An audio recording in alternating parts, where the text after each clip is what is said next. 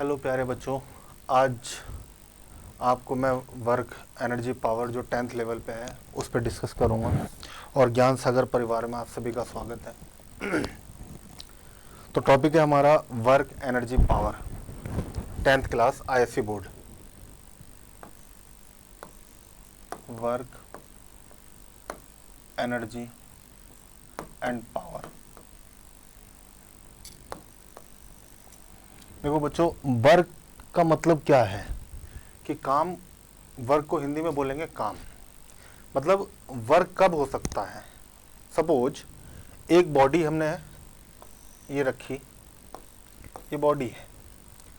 अब इस बॉडी को मैं फोर्स तो लगा रहा हूं F, पर ये डिस्प्लेसमेंट नहीं कर रही, ये सिर्फ रखी हुई है। एग्जाम्पल, मैं इस बोर्ड को पुश कर रहा हूं पर ये मूव नहीं कर रहा है।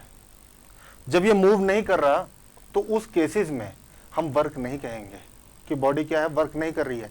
तो वर्क होने के लिए दो कंडीशन जरूरी हैं, एक तो फोर्स होनी चाहिए और दूसरा डिस्प्लेसमेंट होना चाहिए। अगर ये दोनों नहीं है, इनमें से एक भी कम है तो वर्क डन नहीं होगा। तो अब मैंने इसमें फोर्स लगाया और बॉडी मूव करके यहां आ गई। सपोज ये डिस्टेंस मूव कर गई S। कितने डिस्टेंस मूव कर गई? S। जब ये S डिस्टेंस मूव किया, फोर्स कितनी लगी हुई थी? F।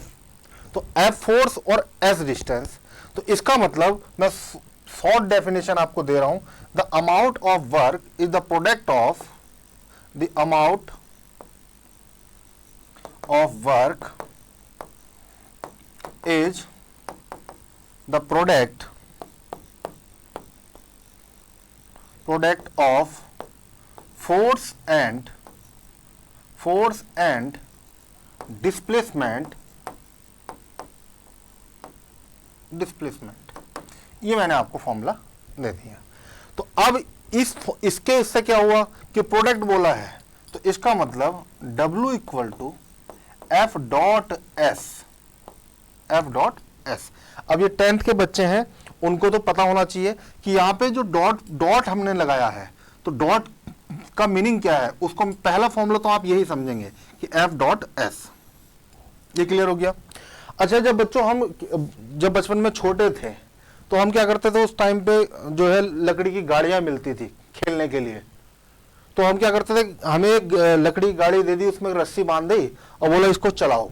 तो आपने देखा होगा कि वो गाड़ी नीचे चलती थी जमीन पे।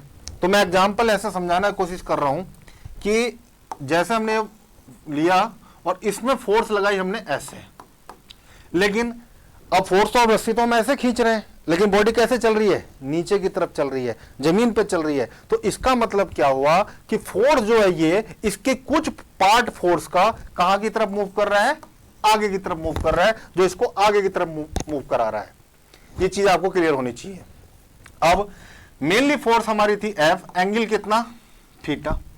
अब इस बॉडी का न्यूटन का भी इसमें एक लॉ काम करता है कि कोई भी बॉडी है उस पर दो फोर्स हमेशा काम करेंगी। कोई भी बॉडी है, जैसे मैं खड़ा हूं तब भी दो फोर्स लग रही हैं, एक ऊपर की तरफ, एक नीचे की तरफ जमीन पे। तो यहां पे भी क्या हुआ, एक फोर्स इसका नीचे की तरफ काम कर रही है, उसका नाम है mg, और ऊपर की तरफ जो रिएक्शन हो रही है वो है हमारी R, नॉर्मल रिएक्शन। तो ये बॉडी दोनों बैलेंस कर रही है, नॉर्मल रिएक्शन। अब जो हॉरिजॉन्टल फोर्स है उसको हम बोलते हैं बच्चों F cos थीटा, और जो वर्टिकल फोर्स है जो ऊपर की तरफ कंपोनेंट पे काम कर रही है उसको बोलेंगे F sin थीटा। तो हमें तो ओनली आगे की तरफ फोर्स चाहिए। अब ये जो नॉर्मल रिएक्शन है और ये F sin थीटा, इन दोनों का सम mg को बैलेंस कर रहा है। किसको बैलेंस कर रहा है? mg को। तो इसको ये कैंसिल कर देता है। तो अब हमारे पास जो आगे के लिए डिस्प्लेसमेंट जो बना, यानी कि हम रस्सी से जो हम खींच रहे थे ऐसे, तो बच्चों का क्वेश्चन बनता है कि सर एक बात बताओ, हम खींच तो इसको ऐसे रहे, ये बॉडी ऊपर क्यों नहीं जा रही, ये जमीन पे क्यों चल रही है? तो जमीन पे इसलिए चल रही है क्योंकि उसमें F cos थीटा काम कर रहा है, और जो ऊपर वाली फोर्स है ये दोनों बैलेंस है। क्यों? F sin theta plus R equal to mg, ये दोनों बैलेंस हो गई आपकी। आगे की तरफ कौन सी मूव कर रही है? F cos theta. अब ये cos थीटा कैसे आया? मान लिया हमने एक ट्रायंगल लिया, उस ट्रायंगल में इस फोर्स को हमने लिया F, तो जब इसका हॉरिजॉन्टल और वर्टिकल कंपोनेंट हम निकालेंगे, मान लियो AB और C ले लिया, इस एंगल को थीटा ले लिया, तो AB अपॉन अपॉन AC बराबर base upon hypotenuse that is equal to cos theta. ये बेस है, ये हाइपोटेनियस है, तो इसका मतलब AB कितना होगा, फिर AB हो जाएगा हमारा F cos थीटा। तो मतलब जो हॉरिजेंटल वाला पोर्शन है वो कितना हो गया, F cos थीटा, और वर्टिकल वाला इसको लेंगे BC upon AC equal to sine theta. तो इसका मतलब अगर हम ये वाला कंपोनेंट निकालते हैं तो हमारा हो जाता है F sin थीटा। तो ऊपर की तरफ F sin थीटा और हॉरिजेंटल F cos थीटा। मतलब कोई भी फोर्स है वो दो पार्ट में डिवाइड हो जाएगी, एक तो सीधे चलाने के लिए और एक ऊपर चलाने के लिए, तो दो फोर्स में डिवाइड हो गई। तो ये फॉर्मूला बना, बात समझ में आई। अब वर्क का फॉर्मूला क्या बनना चाहिए, अब वर्क का फॉर्मूला बनना चाहिए S W equal to F cos theta, F cos theta into S. तब फॉर्मूला बन गया एफ एस कॉस थीटा। अब ये एंगल भी काम करेगा, क्या काम करेगा, एंगल भी काम करेगा। ये फॉर्मूला आपका रिलेशन डेवलप हो गया। अब यहां पे मैंने डॉट लगाया था, इस डॉट का मीनिंग क्या है कि इन दोनों वेक्टर क्वांटिटी हैं, मतलब फोर्स की भी डायरेक्शन है और डिस्प्लेसमेंट की भी डायरेक्शन है। ये ऊपर जो एरो लगाए हैं ना, इनका मीनिंग होता है वेक्टर, ठीक है। और मैंने इसमें एरो नहीं लगाए हैं, दोनों में अंतर है। इसमें क्या ले रहा हूं मैं, वेक्टर ले रहा हूं, उन दो वेक्टरों का प्रोडक्ट स्केलर होता है। और यहां पे मैं वेक्टर नहीं लगा रहा हूं क्योंकि ये अब एफ और एस क्या है, वैल्यू है, ये क्या है, वैल्यू, मैग्नीट्यूड है, ठीक है। इसमें वेक्टर नहीं लगाने हैं आपको, ये ध्यान रखना। अगर आपने एफ एस कॉस थीटा लिखा है फॉर्मूले में तो वेक्टर नहीं लगेगा, अगर आपने यहां पे डॉट लिखा है तो वेक्टर लगाना पड़ेगा। बस ये अंतर समझ लो, क्लियर हुआ। कि अब मैं इसमें एग्जाम्पल भी लेता हूं। एग्जाम्पल एक क्वेश्चन ले लेते हैं छोटा सा। मान लिया late a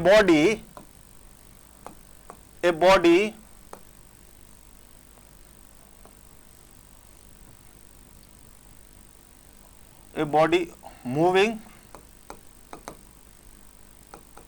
in horizontal direction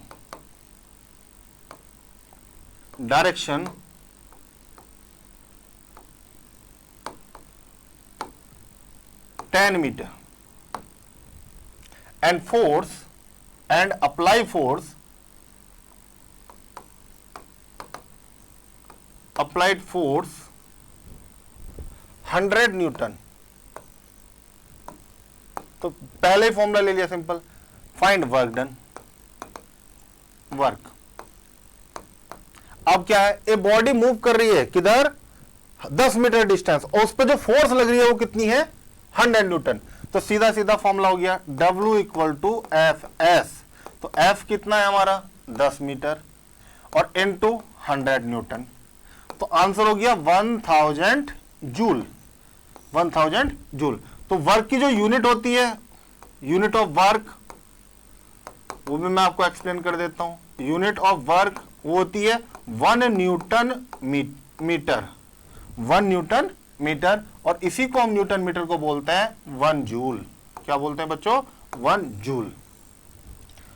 1 Newton metre में कितना हुआ, 1 जूल। तो एक ये बेसिक सा क्वेश्चन लिया मैंने। अभी सिर्फ कहां मूव कर रहे, देखो मैंने पहले लिखा क्या कि a body move in a horizontal direction, इसमें थीटा नहीं लिया हमने, हॉरिजॉन्टल लगाया, पहले केस पे क्वेश्चन बना के दिया। यानी कि बॉडी मूव कर रही है कहां, हॉरिजॉन्टल डायरेक्शन में, सीधा सीधा मूव कर रही है, ऐसे एफ फोर्स लग रही है, और तब हमने फॉर्मूला बना लिया। अब मैं अगर ऐसे बोलता हूं कि a force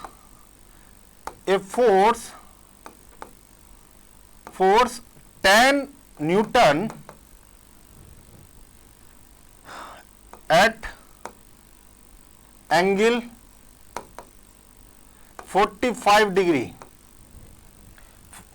at angle 30 degree, 60 degree लेता हूं, थोड़ा आपको समझ में आएगा। एट एंगल 60 डिग्री, ठीक है, with horizontal, with the horizontal, horizontal body move only 10 meter. Find work. With unit, with unit, आपको यूनिट भी लिखनी है वर्क की। तो अब यहां पे सॉल्यूशन कैसे करेंगे? अब देखो, गिवन सबसे पहले जो भी चीज दे रखी होती है उसको लिख लो। Given F equal to 10 newton, चलो भाई 10 न्यूटन हो गया। थीटा कितना है? 60 डिग्री, चलो भाई 60 डिग्री हो गया। हॉरिजेंटल मूव कर रही है बॉडी, कहां मूव कर रही है? हॉरिजेंटल, मैंने पहले क्लियर कर दिया कि हॉरिजेंटल मूव कर रही है और थीटा डिग्री पे फोर्स लग रही है। तो डायग्राम कैसे बनेगा? डायग्राम ऐसे बनेगा, फोर्स ऐसे लग गई, एंगल ही हो गया, एंगल हमने कितना? 60 डिग्री। तो मैंने पहले ही एक्सप्लेन किया, फॉर्मूला क्या होगा? F cos theta. और डिस्प्लेसमेंट कितना है? यहां से यहां तक, ये S हो गया डिस्प्लेसमेंट। तब हमारे पास रिलेशन क्या बना? W equal to F S cos theta. तो F कितना? 10, ठीक है, 10, और बॉडी का मूवमेंट कितना है? वो भी 10 इंटू कॉस 60, कॉस 60। और कॉस 60 की वैल्यू बच्चों आपको पता ही है कितना होता है? 1/2। कॉस 60 आपने टेबल पढ़ी होगी 1/2, तो हो गया 10 इंटू 10 इंटू 1/2, 2 से कैंसिल किया 5, तो आंसर आया 50 जूल, 50 जूल। अब मेरा आपसे क्वेश्चन है कि देखो, पहला क्वेश्चन में मैंने डिस्टेंस 10 मीटर रखी थी और न्यूटन फोर्स रखी थी मैंने 100, तब तो हो गया था हमारा इतना। ध्यान से समझना जो मैं समझाने की कोशिश कर रहा हूं। मेरा मेन मोटिव ये है, अगर सपोज मैं इसकी जगह 10 ही रखता, इसको कितना रखता? 10, ये मैं 10 न्यूटन की फोर्स ही रखता इस क्वेश्चन में, कि 10 न्यूटन की फोर्स है, कितने? 10 न्यूटन की। तो यहां पे आंसर कितना हो जाएगा हमारा? 1 यूनिट हटा दो इसमें से, 1 जीरो हटा दिया, तो अब हमारे पास आंसर हो जाएगा कितना? 100। क्वेश्चन सेम है, क्वेश्चन दिया a body moving in a horizontal direction 10 metre, apply force 10 newton, find the work. तो वर्क कितना? Fs, डायरेक्ट Fs निकाला, और तब आंसर हमारा निकला यहां पे कितना? 1 जीरो मैंने यहां से हटाया, मैं 10 ले लिया उसको, सपोज ये भी 10 रख दिया, तो 100 जूल हुआ। तो देखो, अगर बॉडी को सीधा हम खींच रहे हैं ऐसे, तब तो 100 जूल वर्क करना पड़ रहा है हमें। कितना वर्क करना पड़ रहा है? 100 जूल। अगर हम उसको 60 डिग्री पे एंगल पे ऐसे खींच रहे हैं तो हमें वर्क आधा लगेगा। कितना वर्क होगा? ओनली 50 जूल, क्योंकि एंगल कितना है? 60 डिग्री, फोर्स तो ऐसे लग गई, ठीक है। अब एक बच्चा तो बैठा हुआ है ऐसे नीचे जमीन पे, और वो नीचे ऐसे सीधा खींच रहा है अपने जो टॉयज को, खिलौने को, तो उसको कितना जूल वर्क करना पड़ेगा? 100 जूल वर्क करना पड़ेगा। और एक बच्चा खड़ा होकर खींच रहा है ऐसे 60 डिग्री एंगल पे, तो उसको कितना वर्क करना पड़ेगा? 50 जूल वर्क करना पड़ेगा। तो आपको एंगल पे फोर्स लगाने का कॉन्सेप्ट आपको समझ में आ गया होगा कि ये जो सर ने कॉन्सेप्ट समझाया है ये 10th के बच्चों के लिए है, और इस पे एक क्वेश्चन 101% एग्जाम में मिलेगा, या तो वो थीटा के ऊपर मिलेगा या फिर आपका डायरेक्ट कॉन्सेप्ट पे मिलेगा। तो दोनों में से एक कॉन्सेप्ट में आपको क्वेश्चन मिल जाएगा, ठीक है। आगे चलते हैं। अगर बॉडी इनक्लाइन प्लेन पे मूव कर रही है, बॉडी किस पे मूव कर रही है? इनक्लाइन प्लेन पे, एंगल है थीटा, बॉडी हमने यहां रख दी, अब बॉडी हमें यहां रख दी। अब डिस्प्लेसमेंट बच्चों यहां पे हो रहा है ऐसे, ठीक है, और मैं ऊपर की तरफ इस बॉडी को लेके जा रहा हूं। कहां लेके जा रहा हूं? ऊपर की तरफ, ठीक है। अब यहां से यहां तक का जो डिस्टेंस है वो है S, वो है हमारा S,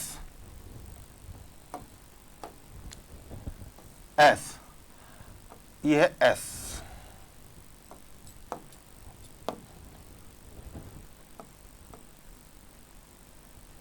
मुझे थोड़ा सा लगेगा बच्चों को फिर कि हवा में तो बॉडी कैसे रोक दी सर ने, मैं इसको साफ कर देता हूँ। हवा में रोकूंगा, मूव कराऊंगा, ठीक है। अच्छा, ये तो हाँ, ये वाली लाइन थी ना वो, ठीक है, हाँ तब ठीक है। ये S, तो F फोर्स लग रही है ऐसे। अब इतनी हाइट जो है ये H है। अब थोड़ा कॉन्सेप्ट समझेंगे क्या, कि भैया ये तो S हो गई, सर ने बता दी, S डिस्टेंस हो गई, सर ने क्लियर कर दिया कि S डिस्टेंस है, और ये जो हाइट है ये H है। उस केसेस में फोर्स लग रही है S है, एफ। अब थीटा, ये जो कंपोनेंट हैं वो फोर्स के डिवाइड नहीं होंगे। पहले केस में हमने क्या करा था, फोर्स ऐसे लगाई थी, उसके दो कंपोनेंट बनाए थे, F S, F cos theta, F sine theta, F cos theta, F sine theta. बात समझ में आई? उसके आगे अब यहां पे डिस्टेंस है, डिस्टेंस एस है, तो इसका ये वाला कंपोनेंट कितना होगा, जल्दी बताओ, S sine, sorry S cos theta. ये वाला कंपोनेंट हो गया एस कॉस थीटा। कितना हुआ, एस कॉस थीटा कंपोनेंट हो गया। और ये वाला कंपोनेंट कितना हो गया बच्चों, ऐसे, ये वाला कंपोनेंट एस, अब एस के कंपोनेंट बनेंगे तो ये कंपोनेंट हो जाएगा एस साइन थीटा, तो ये वाला कंपोनेंट हो जाएगा एस साइन थीटा। अब हम समझेंगे पूरा कॉन्सेप्ट। अगर वो ले रहे हैं along, number 1 along, work done along incline plane, incline plane, अगर इंक्लाइन प्लेन के अलोंग वर्क ले रहा है तब तो W equal to simple formula लगाएंगे एफ एस, तब तो फॉर्मूला क्या लगेगा, W equal to F S. अगर वो हॉरिजेंटल में ले रहा है वर्क डन का फॉर्मूला, अलोंग हॉरिजेंटल डायरेक्शन,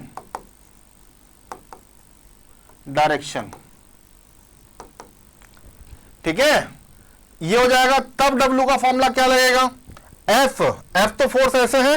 अब एक चीज बताओ, हॉरिजेंटल में कितना डिस्टेंस आया, बॉडी यहां थी, ऊपर गई, मान लिया ऊपर जा रही है, लेकिन हॉरिजेंटल डिस्टेंस कितनी चल रही है वो मैटर करेगा हॉरिजेंटल वर्क निकालने के लिए।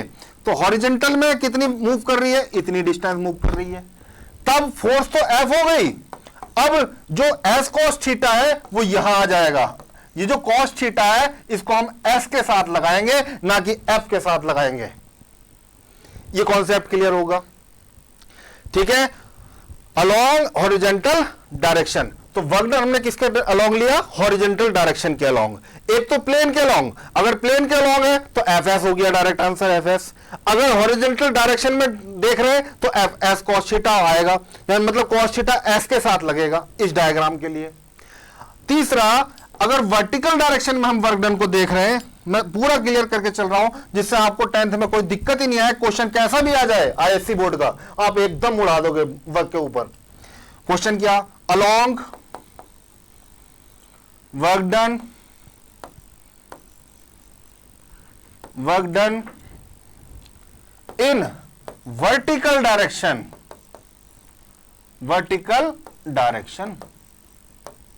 तो वर्टिकल डायरेक्शन में वर्क डन क्या होगा, W is equal to force ऊपर की तरफ F ही बनेगी।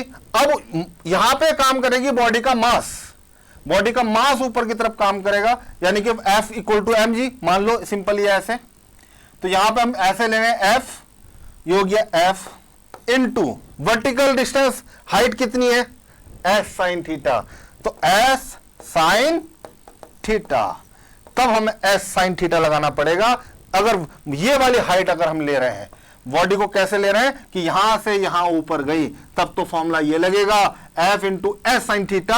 और अगर बॉडी हॉरिजेंटल में पूछ रहा है S cos थीटा, तब फॉर्मूला हमारा ये लगेगा।